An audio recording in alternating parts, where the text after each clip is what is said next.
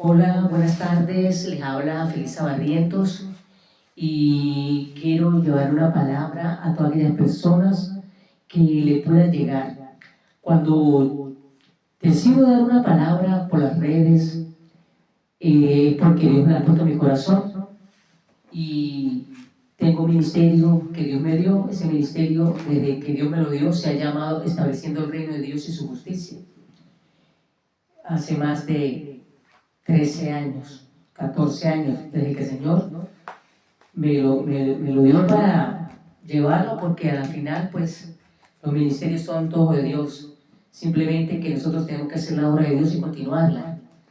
Eso sí, en el nombre de Jesús, toda palabra de maldición, todo deseo de maldición, todo rezo contrario, Padre, que lancen contra mí, bendito Dios, queda anulado y cancelado en el nombre de Jesucristo. Así como cancelaste el acta de los decretos que el enemigo tenía en contra de nosotros, yo lo cancelo en el nombre que es nombre sobre todo nombre. Y desato, Padre, libertad a las almas oprimidas, libertad a las almas, bendito Dios, que se puede levantar aún como enemigos de nosotros, bendito Dios, de tu pueblo, de aquel que lleva una palabra de Dios. Lo bendecimos en el nombre de Jesús, como dice tu escritura. Bendice a aquel que te bendice. Y yo bendeciré a aquel que te bendice, pero maldeciré a aquel que te maldiga. Le dijiste a Abraham. Pues Padre, en el nombre de Jesús, bendigo a todos aquellos, bendito Dios Todopoderoso, que de una u otra manera han hablado, han dicho cosas.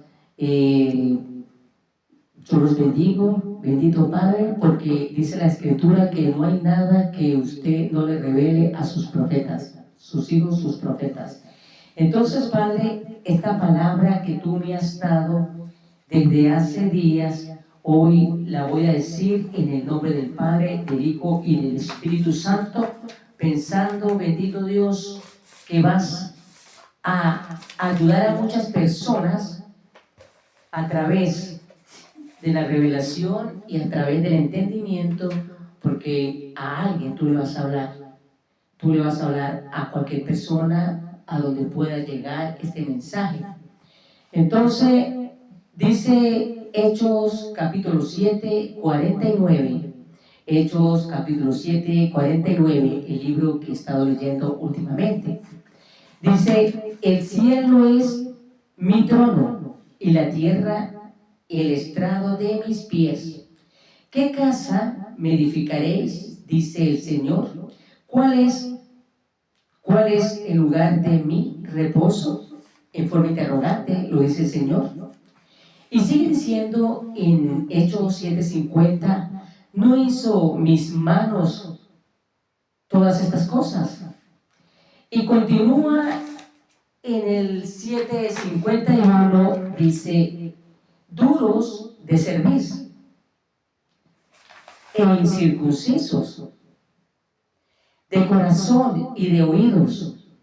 Vosotros resistís siempre al Espíritu Santo.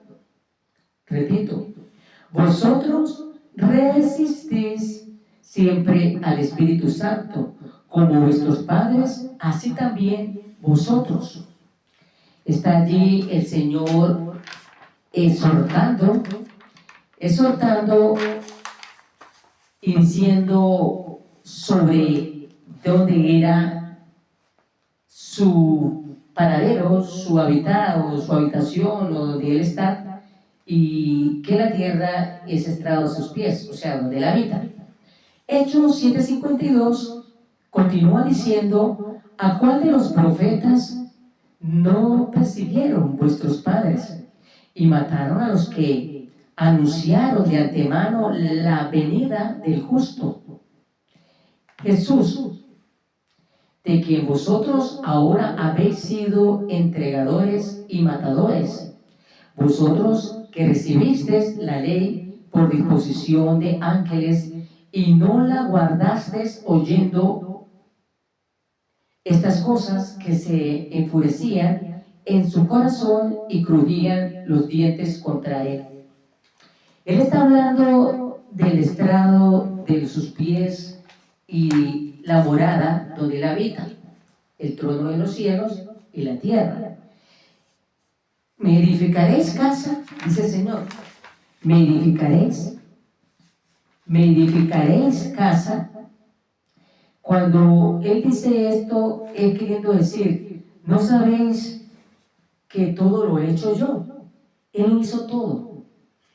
Muy bien puede estar en el cielo, muy bien puede estar acá en la tierra, él puede estar donde quiera porque todo es de él. Eso es lo que el Señor quiere decir. ¿No sabes que yo formé y creé todo lo que existe? Pues el Señor es el dueño de los cielos, es el dueño de la tierra, es el dueño de los mares, es el dueño de lo que hay debajo de la tierra y de todo lo que subsiste. Él es el dueño de todo. Él es el dueño de todo. Esto es para que sepan ustedes que en el Nuevo Testamento nos habla 1 Corintios 13, 16, 17. Dice, ¿no sabéis que sois templo de Dios y que el Espíritu de Dios mora en vosotros? ¿No sabéis que sois templo de Dios y que el Espíritu de Dios mora en vosotros? Dice, si alguno profanare el templo de Dios, Dios destruirá a él, porque el templo de Dios, cual sois vosotros, santo es. Nos está queriendo decir el Señor acá, en el tiempo pasado del Antiguo Testamento, los patriarcas hacían altares dándole gracias a Dios. Moisés, por ejemplo, construyó o hizo 4 altares, entre 4 o 5 altares al Señor, ¿verdad? Uno de ellos, que cuando fue a entregar a Isaac el sacrificio, era un altar que él iba a dar al Señor. Y pues ya ustedes saben la historia que pasó con Isaac y con Abraham. Así como también tenemos el caso de Noé. Noé, después que llegó al destino que tenía que llegar, y cuando bajó todos los animales y bajó todo lo que tenía que bajar del arca, también hizo un altar de adoración para Dios. Y esos altares lo hacían con animales, sacrificio con animales. Pero en el Nuevo Testamento ya tenemos al Cordero de Dios que quita los pecados del mundo, que fue el sacrificio de Jesucristo en la cruz. Un sacrificio donde lo muestran a Él como el objetivo, la tarea enviado a hacer por el Padre Celestial. Él hizo la obra en la cruz, los pecados fueron al fondo del mar, la muerte fue vencida, y el perdón de todos nosotros, él mismo se lo dijo a Pedro, no son 7 veces, son 70 veces 7, si confiesas a él, que es Dios, los pecados, entonces el que es fiel y justo nos perdonará y nos limpiará. Entonces, el profanar el templo de Cristo lo tenemos como el que habla mal de Dios sin conocimiento y hay transgresión allí. Su derecho, transgresiones en su derecho, dice que tratar algo sagrado sin el debido respeto, faltar el respeto a Dios, jurar en Dios en vano, y faltar el respeto a Dios de cualquier manera, o faltar el respeto a nosotros mismos en el cuerpo, sabiendo nosotros ya que somos templo de Cristo. Entonces, mucha gente puede edificar altares de piedras, de ladrillos, inmensos, altares físicos al Dios Todopoderoso, que es el altar que yo veo que muchos instrumentos de Dios cuidan. Entonces, cuidan mucho el altar de que no sube alguien que cometa esto de profanar, pero en realidad pues me consta, lo confirmo, lo afirmo, que Dios ha permitido de que yo vea de que yo confirme o que Él me lo muestre, cómo muchos han ensuciado ese altar que tanto cuidan, tanto el físico como el espiritual. Porque a nivel mundial hay muchos instrumentos que están ensuciando el altar, sobre todo el templo, que es el corazón, que es el espíritu, el alma y el cuerpo, que se debe cuidar ante Dios. ¿En qué sentido? Porque Dios todo lo sabe y Dios no puede ser burlado. Entonces, Dios sabe que hay muchos hombres que exponen muy bien la palabra, expresan muy bien la palabra, hablan muy bien la palabra, pero tienen un corazón de cerviz endurecido, incircunciso, como dice en la página anterior, en el 751, duros de cerviz e incircuncisos, de corazón y de oídos. Vosotros resistís al Espíritu Santo. ¿Por qué resisten al Espíritu Santo? Porque el Espíritu Santo debe ser el protagonista en toda iglesia física y protagonista en todo el ser interior del ser humano, que forma parte del cuerpo de Cristo y que le ha recibido y que le conoce y que el Espíritu Santo se le ha revelado y que ha llegado a su vida. Pero al transcurrir el tiempo se le han olvidado que hay que seguir buscando la presencia de Dios, que hay que seguir manteniendo este templo santo, sano y limpio. ¿Y qué sucede cuando le fallamos a Dios y de repente se ensucia o ensuciamos el templo de adentro? Bueno, dice que Él dio el perdón de los pecados en el Nuevo Testamento.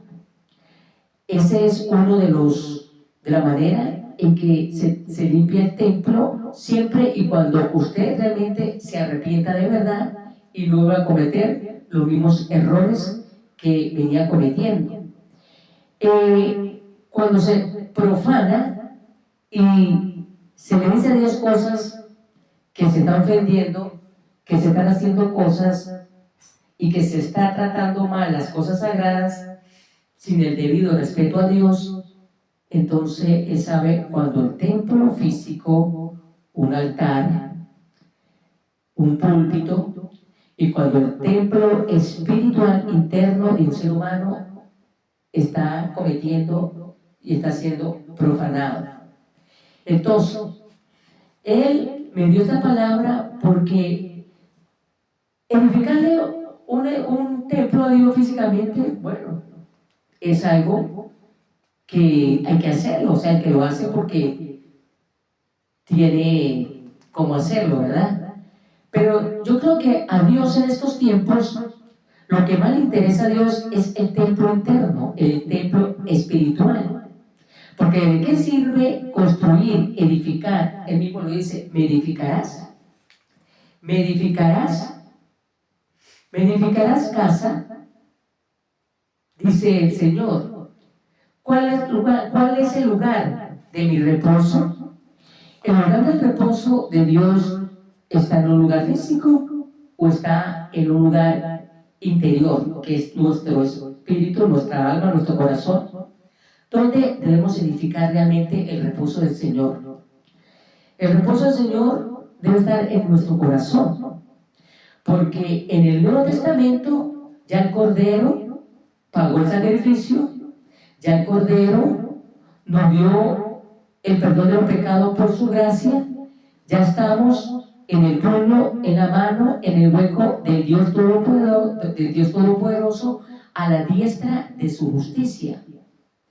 Pero Él sabe cuando los instrumentos, la grey, el cuerpo de Cristo en general, de manera universal, le está fallando o está profanando o está haciendo algo que Él sabe que está en pecado.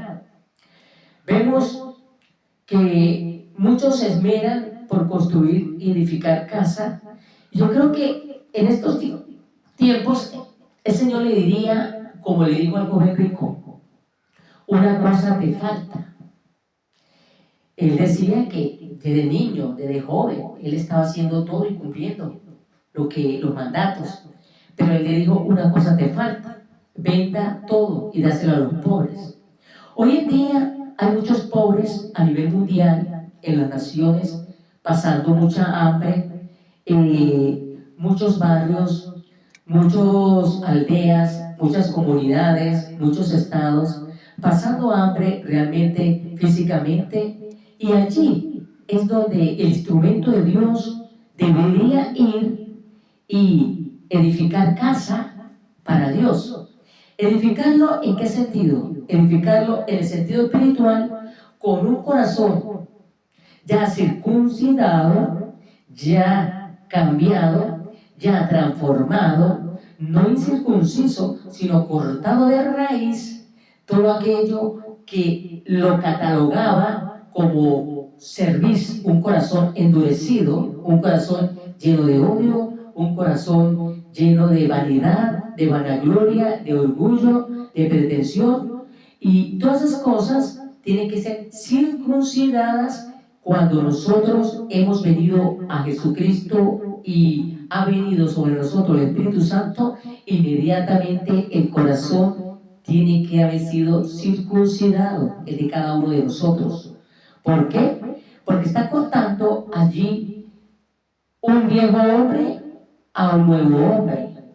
Cuando hablamos de un viejo hombre y un nuevo hombre, se refiere a que un viejo hombre ya no va a estar en el pecado, ya no va a estar en la amargura, ya no va a estar en el orgullo, en la vanidad, en la ignorancia, en la ceguera espiritual, en la sordera espiritual. O sea, ya no va a estar en las costumbres del pasado, en las manifestaciones de la carne y en todas aquellas cosas que lo definían como el viejo hombre, sino ahora tiene que estar como el nuevo hombre. Ya no hay de esa persona allí rencor para nadie, odio para nadie, desprecio para nadie. No debemos pensar como pensábamos cuando éramos el viejo hombre o la vieja mujer. Si me quieren, yo quiero. Si me perdonan, yo perdono. No. Como hijo de Dios, a manera general, usted aún a sus enemigos tiene que perdonarlos.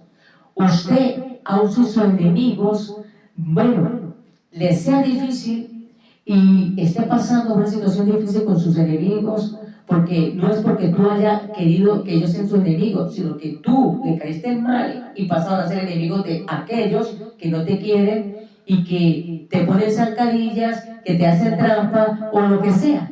Simplemente, si Dios no hace excepción de persona, si Dios perdona aún a aquellos que han blasfemiado contra Él, y la única blasfemia que no perdona Dios es la del Espíritu Santo, que es la blasfemia en el cual a nadie se le será perdonado.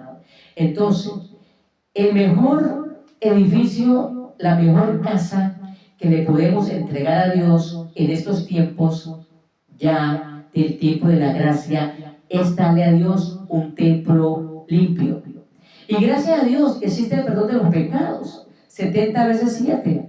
Imagínense si no fuese así, ¿cómo nos íbamos a sentir nosotros si no viniera a nuestras vidas el redarguir del Espíritu Santo, la inquietud para ir a arrodillarnos y pedirle perdón por cualquier falta que hayamos cometido?